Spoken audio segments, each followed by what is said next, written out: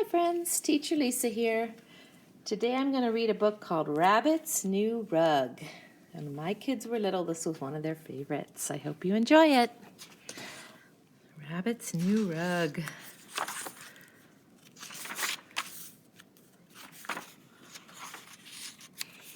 Here it is. Rabbit had a new rug in his house. The Flora Floor Store had just delivered it. The rug had large red tulips on it and small yellow daisies. It had green leaves and light blue snapdragons. Rabbit clapped his paws together. "My new rug is so pretty. I'll call my friends over to see it." So Rabbit dialed Fox's number. "I'll be over as soon as my strawberry jam is cooked," he said. Then Rabbit called Owl. "I'll come as soon as I finish my nap," he said sleepily, looking at his watch. Rabbit was waiting at his door for his friends. When Fox arrived, he looked over Rabbit's shoulder at the new rug. "What a beautiful rug," he said. "What fine-looking red flowers.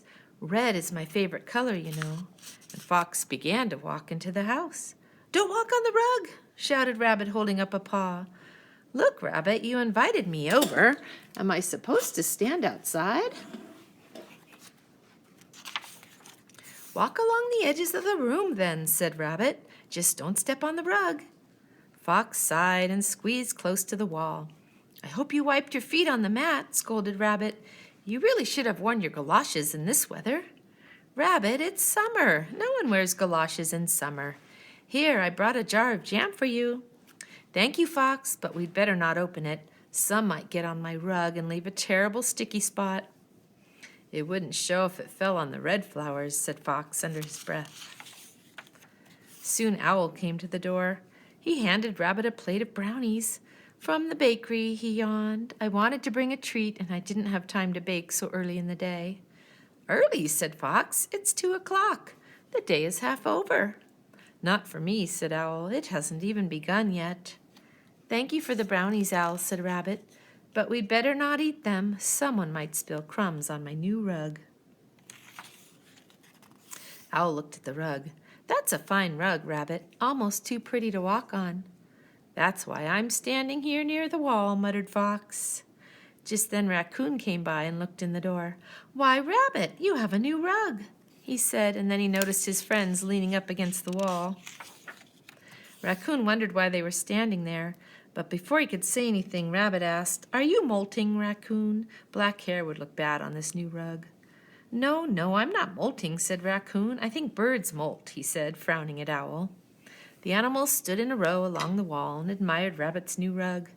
"The flowers look real enough to pick," said Fox. "The sun makes them sparkle," said Owl. "It's such a cheerful rug," said Rabbit happily. "Perhaps we should leave," murmured Raccoon. The animals filed out the door. "Goodbye," called Rabbit. The next day Rabbit admired his rug. All day long he felt how soft it was. He vacuumed and brushed it 3 times. He used his carpet sweeper twice. "What a handsome rug," he said to himself. "I have never seen another like it. No one in the woods has such a colorful one." Every day Rabbit admired his rug. Every day he walked around the rug so he wouldn't make footprints on it. And every day he was alone. No one came to see him. A week went by. One morning Rabbit said to himself, "Sure is quiet around here. I would bake, but I may get flour on my rug. I would sew, but threads and lint would fall all over it." The hours grew longer and longer. Rabbit had read all of his books, and he was tired of watching TV. Tears came to his eyes. "A rug isn't much company," he said. "I miss my friends." The next day Rabbit called Fox and Owl and Raccoon on the telephone. "I'm having a party this afternoon," he said to each of them. "I'd like you to come." "A party?" they each said in surprise. "Ha, that should be fun," thought Fox, all of us squeezing next to the wall. Meanwhile, Rabbit hung balloons and streamers in the living room and put flowers on the table. He planned games and bought prizes for the winners. At 2:00 the animals arrived at Rabbit's house. Fox looked suspicious. Raccoon looked doubtful, and Owl looked sleepy. Fox knocked on the door. Maybe the party's in the yard, said Raccoon, looking around. Just then Rabbit opened the door. Come in, he said happily. I am so glad to see you. But, said Fox, what about your new rug? What about it, said Rabbit. Does that mean we can walk on it, asked Raccoon. Rabbit nodded. Yeah, we'll all be, said Owl, rubbing his eyes, and they all went inside. The friends sang Old MacDonald Had a Farm and played Pin the Tail on the Donkey. They laughed and they talked, and then they ate pie, cake, nuts, and candy. Rabbit did not say anything when crumbs fell on the rug. What a great party, said Fox.